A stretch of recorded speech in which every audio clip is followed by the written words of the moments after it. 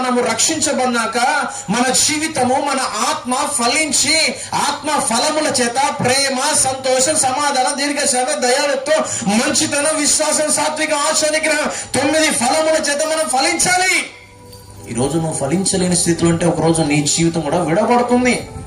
ప్రభు కావలసింది నువ్వు రక్షించబడినంత మాత్రాన సరిపోదు. నీ జీవితంలో క్రీస్తు మనసు రావాలి.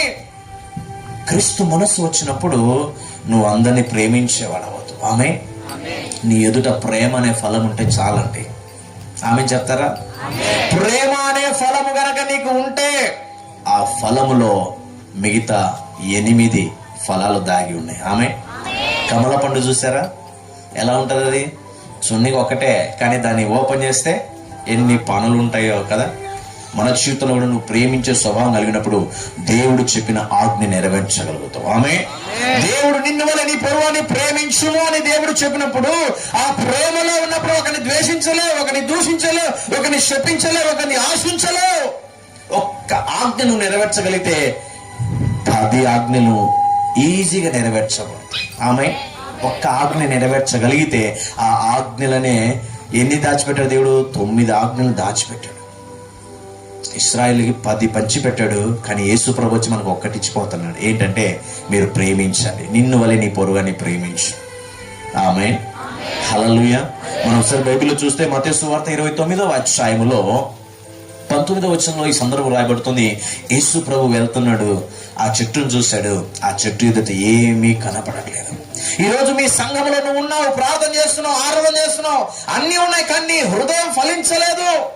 నీ హృదయంలో ఆత్మ ఫలములు లేవు, శాంతి లేదు, సమాధానం లేదు, నెమ్మది లేదు, ప్రేమ లేదు, ఆశ నిగ్రహం లేదు. అంటే ప్రభు నిన్ను చూసి ఎలా ఇష్టపడతాడు? ఎందుకు తెలుసా? ఆయన నీ కోసం తన ప్రాణాన్ని పెట్టాడు. ఆమె ప్రాణము పెట్టిన దేవుడు నీ దగ్గర నుండి ఆశిస్తుంది. నీ ధనమో, నీ బలమో, లేకపోతే నీ అంద చందాలో, లేదా నీ కలిగిన ఆస్తిని ఆశపడట్లేదు. నీ హృదయాన్ని దేవుడు ఆశపడుతున్నాడు. ఆ హృదయం ఎలా ఉండాలంటే మోడవారిదై ఉండకూడదు, అది ఫలించేదై ఉండాలి. ఆమేన్. క్రీస్తు మనస్సు కలిగి మీరు ఇతరులను ప్రేమించే వారై ఉండాలని దేవుడు వాక్యం చెబుతా ఉంది.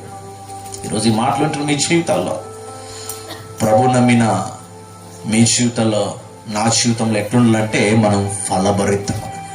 ఇతరులు మనం చూసినప్పుడు వారికి సమాధానం కలిగిపోవాలి. ఆమె మీ ముఖములు చూసినప్పుడు వారికి సమాధానం కలిగిపోవాలి. ఎందుకంటే నీలో సమాధానం అనే మనస్సు ఇతరులకి సమాధానం కలిగించు.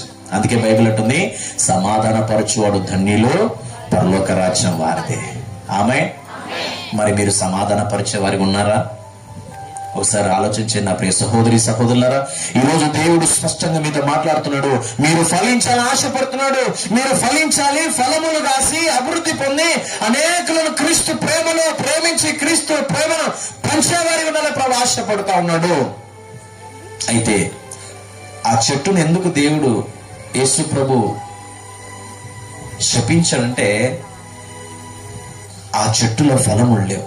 ఈరోజు యేసు ప్రభు ఒకవేళ రాత్రి వచ్చి నీ యొద్ద తొంగి చూసినప్పుడు నీ యొద్ద ఏం కనపడాలండి?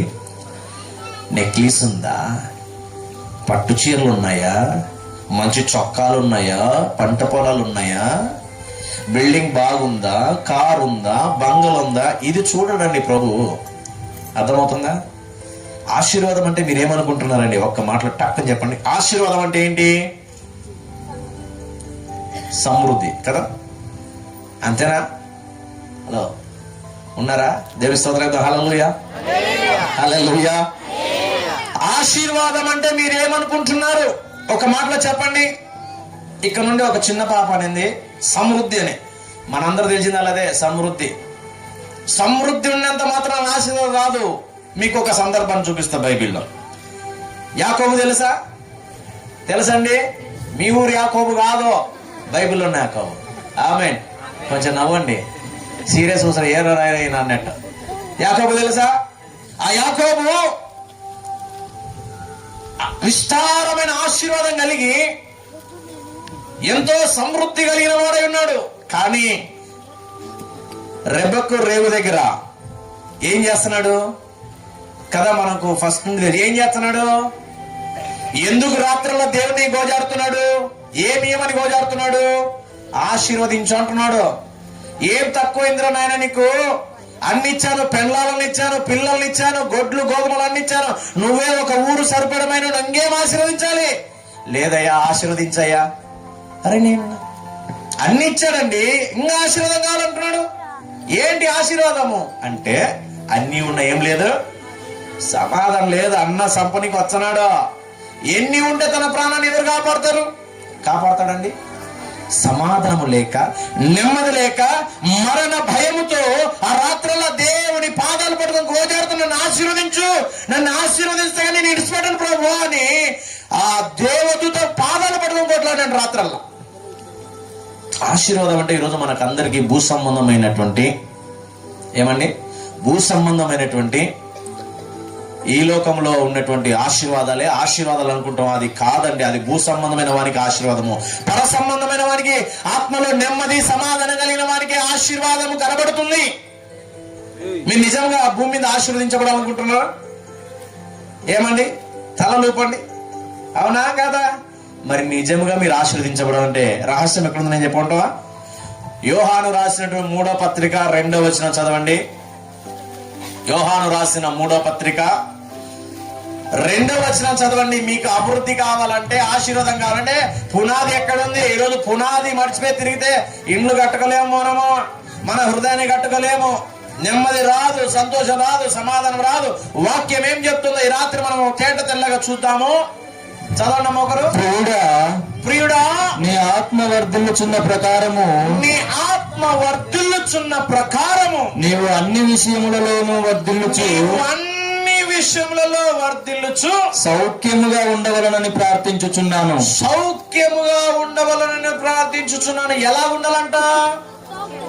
కాదు, ఆత్మ అభివృద్ధి పొందిన కొలది మీకు శరీర సంబంధమైన, భౌతిక సంబంధమైన ప్రతి అవసరము దేవుడు ఆల్రెడీ తీరుస్తానని వాగ్దానం చేశాడు. ఎక్కడ? మత్తయి రాసిన సువార్తలో 6వ అధ్యాయంలో మనం చూస్తున్న 33లో మీ అవసరతలన్నీ తీర్చబడాలంటే, అయ్యా అది అట్లే పెట్టేసయ్యా, మీ అవసరతలన్నీ తీర్చబడాలంటే మొదటగా ఆయన నీతిని, నాకంటే మంచిగా మీరే కన్నుల్లో ನಮಗಿಂತನೂ ನೀವೇ ಚೆನ್ನಾಗೆ ಹೇಳ್ತಿದ್ದೀರಾ, ಅರ್ಥ ಆಗುತ್ತಾರೆ ನಿಮಗೆ. నాకంటే మీరు మంచిగా చెబుతున్నారు. ఏమనంటే మొదటగా ఆయన నీతిని, రాజ్యమును వెతుకుతున్నారా? ఏమండి, ఒకసారి ఆలోచించండి. మనకు అన్ని తెలుసు కానీ దాన్ని ఆచరించట్లేదు. ఈ రాత్రి ప్రభు హెచ్చరిస్తున్నాడు, నేను వచ్చి మిమ్మల్ని చూచినప్పుడు మీరు ఫలభరితంగా ఉండాలి. ఆమేన్. మీరు ఫలములు గలవారై ఉండాలి, ఆశీర్వదించబడాలి, మీ నుండి నేను తృప్తిపరచబడాలి. యేసు స్వామి వెళ్ళాడు, అక్కడ తృప్తి పొందాము, తన కడుపు నింపుకొని తను ఆస్వాదించాలని ఆ చెట్టు ఎద్దకు పోయాడు. ఫలములు లేవండి. మీరు ఎంత అందచందంగా ఉన్నా, ఎంత ప్రార్థన చేసినా, ఎంత ఆరాధన చేసినా నీ మనసు ఫలభరితంగా లేదు అంటే ప్రభు నిన్ను బట్టి తృప్తి చెందలేడు, నిన్ను దేవుడు యాక్సెప్ట్ చేయలేడు. ఎందుకంటే నీ హృదయం ఫలభరితంగా లేదు. అందుకే ఈ రాత్రి నీ హృదయం మార్చబడాలి. ఆమేన్. నీ హృదయం ఫలించుటకు ప్రారంభించు.